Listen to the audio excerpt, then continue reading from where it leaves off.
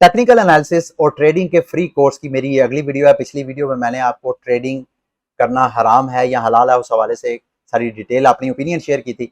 आज की इस वीडियो में ट्रेडिंग करते हुए कैसे आप रिस्क मैनेजमेंट कर सकते हैं उसको मैं गाइड करना चाहूंगा। मैं चाहता हूं कि आप उसको जहन में रख के तो फिर आप फ्यूचर में मेरे कोर्स को वॉच करें और आगे से ट्रेडिंग करें। सबसे पहले एक चीज जो आपने कंसिडर करनी है, आपने जब भी ट्रेडिंग करनी है, खसूसन बेशक आप स्पॉट करें या लेवरेज लेके ट्रेडिंग करें, एक चीज आपने जेहन में रखनी है, हमेशा जब आपने ट्रेड लगानी है इफ का जेहन में रख के कि आप कल को जब चार्टिंग करते हैं, जो कि आगे जाके मैं आपको सिखाऊंगा, उस चार्टिंग के दौरान जब गैस वगैरह क्या सराइयां करते हैं कि प्राइस यार यहां से या पंप करेगी या डंप करेगी या साइडवेज रेंज में एक ट्रेड होगी, ये सारे इफ हैं कि यार अगर यहां पे इस स्पोर्ट से प्राइस जो है इतनी बार पीछे हिस्ट्री में कई बार इस स्पोर्ट लेवल से प्राइस ऊपर गई है, बाउंस हुई है, तो अगर फिर होगी तो अगर अगर का आपने जेहन में रखना है, क्योंकि ट्रेडिंग का हमेशा अगर के बगैर आप यूज करेंगे तो आपको नुकसान हो सकता है। हमेशा आपने आपके क्या सराय में इनवैलिडेशन और गलती की गुंजाइश जहन में रख के फिर आपने ट्रेडिंग करनी है। अच्छा, गलती ट्रेडिंग के मुख्तलिफ किस्म के सेटअप है, मतलब इनवैलिडेशन जो है या गलती की जो गुंजाइश है मुख्तलिफ। मिसाल के तौर पे कुछ लोग जो है वो प्राइस बेस गलतियां करते हैं। मिसाल के तौर पे ये मैं आपको एक चार्ट खुला हुआ बीटीसी का, मैं कहता हूं यार बीटीसी की ये पीछे मार्केट जो क्रैश की थी जून में, जून की अभी तक बीटीसी की प्राइस जो है 17,600 की प्राइस से नीचे दोबारा नहीं गई। ये पिछले 2-3 माह से प्राइस नीचे नहीं गई। तो मैं यहां पे एक लाइन ड्रा करके, स्पोर्ट लाइन, यहां पे एक स्पोर्ट ड्रा करता हूं। मैं कहता हूं यार अभी तक पिछले 3-4 माह से मार्केट बार बार आई है स्पोर्ट लाइन के पास और फिर ऊपर चली गई है, बार बार नीचे आई है और ऊपर बाउंस कर गई है, बार बार नीचे आ रही है ऊपर जा रही है। तो मैं यहां क्या करूंगा, प्राइस को जेन करके इसको स्पोर्ट समझते हुए मैं यहां पे एक बाय ऑर्डर लगा लूंगा। अब मैंने जब ये बाय ऑर्डर लगाना है तो उस वक्त मेरे जहन में ये भी साथ होना चाहिए, एक तो ये भी है ना कि अगर यहां से प्राइस ऊपर गई तो मुझे बेनिफिट होगा, साथ आपने ये भी जहन में रखना है कि अगर ना गई और इस बार प्राइस ब्रेक करके नीचे चले गई तो फिर क्या होगा, ये प्राइस इनवैलिडेशन का आपने जेहन में रखना है। अच्छा, इसके अलावा और इनवैलिडेशन, कई मार्केट बेस्ड इनवैलिडेशन होती हैं। कुछ लोग ट्रेडिंग करते हैं कि यार चूंकि क्रिप्टो मार्केट तो वैसे 24 घंटे ओपन रहती है, लेकिन जो मार्केट की दीगर रवायती जो फाइनेंशियल मार्केट्स हैं जिनमें स्टॉक है, फॉरेक्स है, वो 24 घंटे नहीं चलती हैं। वो दुनिया के मुख्तलिफ जो टाइम जोन है, यानी एशिया की मार्केट की ओपनिंग और क्लोजिंग अलग है, यूरोप की अलग है, ऑस्ट्रेलिया की अलग है, इसी तरह दुनिया की जो डिफरेंट टाइम जोन है उनकी अलग अलग मार्केट की ओपनिंग और क्लोजिंग है। कुछ लोग इन मार्केट्स को वॉच करके भी ट्रेडिंग करते हैं। तो जो इस तरह ट्रेडिंग करते हैं उन्होंने भी इनवैलिडेशन जहन में रखनी है, ठीक है। इसके अलावा टाइम बेस्ड वैलिडेशन, कुछ कहते हैं चार्ट के ऊपर जब नजर डालते हैं तो वो कहते हैं यार ये मंथली कैंडल जो है अगर ये यहां तक आई, मतलब वो मंथली वीकली कैंडल को वॉच करके अगर टाइम बेस चार्टिंग कर रहे हैं तो उनको भी चाहिए कि वो इनवैलिडेशन, अपनी गलती की गुंजाइश को जेहन में रखें। इसी तरह वोलाटिलिटी बेस्ड इनवैलिडेशन भी होते हैं। कुछ लोग कहते हैं यार बीटीसी प्राइस अब अपने ऑल टाइम हाई से 75% डंप हो गया, अब यहां से और कितना डंप होगा, जितना परसेंटेज इसने होना था हो गया, अब यहां से इसने ऊपर ही जाना। तो अगर जो इस तरह वोलेटिलिटी को जहन में रख के ट्रेड लगाते हैं उनको भी अपनी इनवैलिडेशन जहन में रख के तो फिर उनको ट्रेड लगानी चाहिए। अब अगर आप इनवैलिडेशन को एक रियलिटी समझ जाते हैं कि भाई आपकी हर ट्रेड के साथ आपकी गलती की गुंजाइश बाकी है, तो अगला स्टेप क्या है? अगला स्टेप है स्टॉप लॉसेस, कि आपने जब भी ट्रेड लगानी है बाय का ऑर्डर लगाएं, सेल का ऑर्डर लगाएं, उसके साथ साथ आपने एक और ऑर्डर, 2 ऑर्डर आप एक्चुअली आप लगा सकते हैं, एक टेक प्रॉफिट का, एक स्टॉप लॉस का। स्टॉप लॉस के हवाले से मार्केट में ट्रेडर्स आपको डिवाइड नजर आएंगे। कुछ लोग कहते हैं कि हर ट्रेडर को मस्ट स्टॉप लॉस के साथ ट्रेडिंग करनी चाहिए। कुछ लोग कहते हैं कि स्टॉप लॉस जो है चूंकि बाजू का डिच करता है, मतलब बाजू का मार्केट मैनिपुलेटर जो बड़े बड़े एक्सचेंजेस हैं जो लेवरेज देकर ट्रेडिंग करवाते हैं अपने प्लेटफॉर्म पे, वो अपने, उनको पता होता है, उनकी ऑर्डर बुक पे उनको पता होता है कि किस प्राइस के ऊपर ज्यादा ऑर्डर लगे हुए हैं, स्टॉप लॉस लगे हुए हैं। वो सबके अकाउंट को वॉश करने के लिए जानबूझ के उस प्राइस से नीचे खुद जो है वो पंप और डंप करते हैं ताकि उन सब के जो ऑर्डर्स हैं वो अकाउंट जो है वो वॉश हो, अकाउंट लिक्विडेट हो, सारे ऑर्डर्स लिक्विडेट हो, तो बाज बात स्टॉप लॉस के डिच करता है, आपकी उन स्टॉप लॉस से हिट करके फिर वापस आ जाता है, तो आपका अकाउंट भी, ऑर्डर भी क्लोज हो जाता है और मार्केट फिर वापस आ जाती है। तो कुछ ट्रेडर्स का कहना यह है कि स्टॉप लॉस हमें अंधाधुंध इस्तेमाल नहीं करना चाहिए। वो स्टॉप लॉस को दो किस्म के स्टॉप लॉस समझते हैं, एक है हार्ड स्टॉप लॉस, एक को सॉफ्ट स्टॉप लॉस बोलते हैं।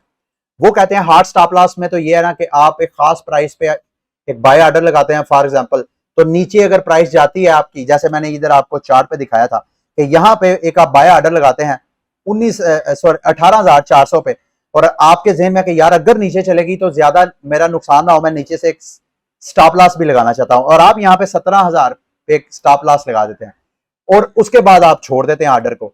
अब मार्केट जब तक आपके एसएलपी के प्राइस पे जाती नहीं है उस वक्त तक आपका एसएलपी ऑर्डर जो है वो एक्टिवेट नहीं होगा। अगर मार्केट ऊपर चले जाए, इवन नीचे थोड़ा ड्रॉप होके आपके एसएल को टच किए बगैर ही ऊपर दोबारा बाउंस हो जाती है, तो आपको उसका बेनिफिट है। तो हार्ड एसएल का मतलब यह है कि आप एक फिक्स प्राइस पे ऑर्डर स्टॉप लॉस लगा देते हैं, जबकि सॉफ्ट स्टॉप लॉस का यह है कि आप साथ साथ अपने ऑर्डर को वॉच भी कर रहे होते हैं। जब कभी आप देखते हैं, आप फिक्स स्टॉप लॉस नहीं लगाते, लेकिन आप देख रहे हैं कि यार नीचे आप मार्केट आपके मुखालिफ सिमत में जा रही है, तो आप देखते हैं कि यार मैं मजीद देखूं कि किस पोजीशन पे जाके मार्केट दोबारा एक नया सपोर्ट या नई रेजिस्टेंस से दोबारा बाउंस हो सकती है, तो उसको आप वॉच करते हैं। लेकिन अगर उसको भी ब्रेक करके मजीद आपके मुखालिफ चले जाती है, तो फिर वहां पे आप खुद ही अपने ऑर्डर को क्लोज कर देते हैं। उसको सॉफ्ट स्टॉप लॉस आप कह सकते हैं मेरी नजर में, जो मुझे समझ आई है। ठीक है, तो stop loss is an order, जैसे मैंने आपको ऑलरेडी बताया।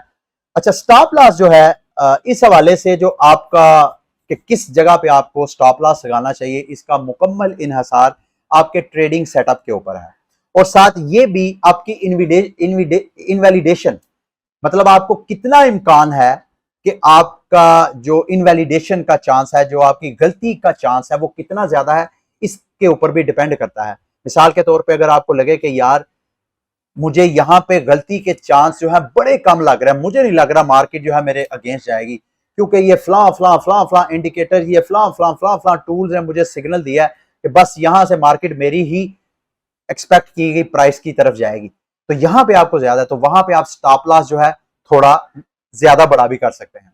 ठीक है, अगर आप मतलब मिसाल के तौर पे अगर आप शॉर्टर टाइम पीरियड पे ट्रेडिंग लगाते हैं, 5-5 मिनट की स्कैल्पिंग अगर आप करते हैं, तो वहां पे स्कैल्पिंग करते हुए आपको जो स्टॉप लॉस है वो बड़ा करीब रखना पड़ता है अपनी प्राइस के साथ, जो आपने ऑर्डर प्राइस होती है उसके पास रखना होता है। अगर आप इंट्रा वीक कर रहे हैं या आप मंथली बेस पे ट्रेडिंग कर रहे हैं, कई लोग तो जो इंट्रा डे ट्रेडिंग करते हैं उस पर भी स्टॉप लॉस जो है वो काफी फासले पे रखते हैं। तो ये आपने अपना जो भी ट्रेडिंग सेटअप है, उस ट्रेडिंग सेटअप के साथ साथ आपने अपने एसएलपी के बारे में भी लर्न करना है। ये एक्सपीरियंस से आएगा, या मैं बाकायदा आपको कुछ 4-5 प्रैक्टिस करके बताऊं तो वो अलग है, जो कि आगे जाके मैं इंशाल्लाह जब ट्रेडिंग के सेक्शन में हम जाएंगे तो बाकायदा मैं आपको प्रैक्टिस करके भी दिखाऊंगा। तो आप खुद भी जितना ज्यादा प्रैक्टिस करेंगे एसएलपी की, जितना ट्रेडिंग में प्रैक्टिस करेंगे, उतना आपकी एक्सपर्टीज जो है वो बढ़ती जाएंगी। अच्छा, एक चीज मैं इस हवाले से, जैसे मैंने आपको स्टार्ट में कहा कि बाजों का स्टॉप लॉस जो है वो डिच करते हैं, बाजों का आपके एसएलपी को, आपके ऑर्डर को क्लोज करके मार्केट दोबारा उसी सिमत में चले जाती है जिसकी आपने कियास अराई की होती है। इसके बावजूद जो बंदे के एसएलपी जितने ज्यादा हिट होते हैं, मेरी नजर में वो उतना ही ज्यादा एक्सपर्ट है, क्योंकि जिस तरह उसने कियास अराई की थी कि मार्केट उसकी फेवर में जाएगी, इसी तरह उसने ये भी प्रेडिक्शन की थी कि अगर मेरी फेवर में ना गई तो नीचे यहां तक मार्केट। तो जितने आपके परफेक्टली एसएलपी भी हिट होते हैं, उतनी ही आपके अंदर ट्रेडिंग में मैच्योरिटी आती है। तो ये भी मेरी नजर में एक तरह का सिग्नल है। अच्छा, दूसरा रिस्क मैनेजमेंट के हवाले से एक चीज है रिस्क टू रिवार्ड रेशो। इसको भी आपने ज़हन में रखना है। ये थोड़ा सा मैं आपको ग्राफ के हवाले से अभी थोड़ा गाइड करता हूं, लेकिन सबसे पहले ये 1 और 2 या 2R के हवाले से, इसका मतलब क्या है कि अगर आप 1 यूनिट रिस्क लेते हैं तो रिवार्ड आपका 2 यूनिट होना चाहिए। ये एक स्टैंडर्ड प्रिंसिपल है रिस्क टू रिवार्ड। जब आप ट्रेडिंग करते हैं तो ये एक स्टैंडर्ड प्रिंसिपल है कि आप 1 यूनिट का रिस्क लेते हैं 2 यूनिट के रिवार्ड हासिल करने के लिए। मिसाल के तौर पे ये आपको एक बॉक्सेस छोटे से रेक्टेंगल नजर आ रहे हैं, इसमें मिसाल के तौर पे आपने यहां पे 50 पे एक ऑर्डर लगाया और 20 पे आपने अपना एसएल सेट कर दिया, इनवैलिडेशन, कि आपको इन केस कि अगर मार्केट मेरे मुखालिफ जाती है तो 25 पे जाके मेरा नुकसान हो। जबकि अगर मार्केट जो आपने रिवार्ड लेना है वो आपने टेक प्रॉफिट 100 पे सेट किया हुआ, ठीक है। अब ये 1 यूनिट रिस्क 2 यूनिट रिवार्ड का एक आप सेटअप लगा के बैठ गए हैं। अब होता क्या है कि मार्केट वाकई ही आपकी फेवर में जाना शुरू हो जाती है, लेकिन यहां पे जाके आपकी ट्रेड फंस जाती है। बजाय इसके कि वो ट्रेड आपकी 100% टेक प्रॉफिट के ऑर्डर को हिट करे, उसकी बजाय वो 80 to 90% पे जाके फंस जाती है और वहां पे साइडवेज मूव होना शुरू हो जाती है। अब यहां पे आपने फैसला करना है कि क्या आपने उस ट्रेड को वहीं पे वेट करना है कि जाके आपके टीपी को हिट करे, या कि ये जो 50 से 90% जाके 40 का यूनिट का आपको जो प्रॉफिट मिल रहा है आप उसको कैश आउट करना चाहते हैं, या क्या वेट करना चाहते हैं। यहां अगर आप वेट करते हैं तो आपका रिस्क जो है अब 25% नहीं है, अब आपका जो रिस्क है 50 और 25, ये 75% आपका, ये मैंने 65 यहां पे लिखा है, अब आपका 75 यूनिट आपका रिस्क होगा, क्योंकि ये 40 यूनिट आपका जो प्रॉफिट क्लोज हो सकता था आप उसको भी रिस्क में डाल रहे हैं। तो ये भी आपने ट्रेडिंग के दौरान आहिस्ता आहिस्ता अपने साइकोलॉजी को, अपनी नफ्सियात को, अपनी गट फीलिंग को समझना है, उसके अंदर मेच्योरिटी लानी है। ये मैं आपके अंदर जितनी मर्जी डालता जाऊं ये आपके अंदर नहीं आएगी, ये ओवर द टाइम आपके एक्सपीरियंस से आपको खुद पता चलेगा कि किस वक्त आपकी नफ्सियात, आपकी गट फीलिंग आपको सही डायरेक्शन पे लेके जा रही है, किस वक्त नहीं। ठीक है, तो इसको इस हवाले से एक चीज मैं आगे बढ़ने से पहले आपको लाजमी बताना चाहता हूं, उसमें मैं अपना एक्सपीरियंस भी बताता हूं। Never risk more on your losing trade. Sometime ऐसे होता है आप एक ट्रेड लगाते हैं, आपको कहीं से सिग्नल मिलता है या आप खुद ही चार्टिंग करके आपको जायजा मिलता है कि यार यहां से मार्केट पंप करेगी, आप ऑर्डर लगा देते हैं, वो पंप करने के बजाय नीचे जाना शुरू कर देते हैं। कुछ लोग क्या करते हैं, वो कहते वो अपनी अपनी उस जो सोच है उसी पे कायम रहते हैं, नहीं नहीं मार्केट लाजमी बात, वो नीचे से भी बाय ऑर्डर लगाना शुरू कर देते हैं ताकि वो मजीद पैसे अर्न करें। या कुछ लोग ऐसे हैं, अगर उनको ट्रेड में लॉस होता है तो लॉस कवर करने के लिए मजीद पैसे डालते जाते हैं। ये काम मैंने किया है, मेरा ख्याल है 2016 की या 2015 की बात है, मुझे एग्जैक्टली याद नहीं है। फॉरेक्स की मैं ट्रेडिंग करता था, मेरी ट्रेड $10,000 की, उन दिनों $10,000 की फॉरेक्स में ट्रेड मेरी एक फंसी हुई थी।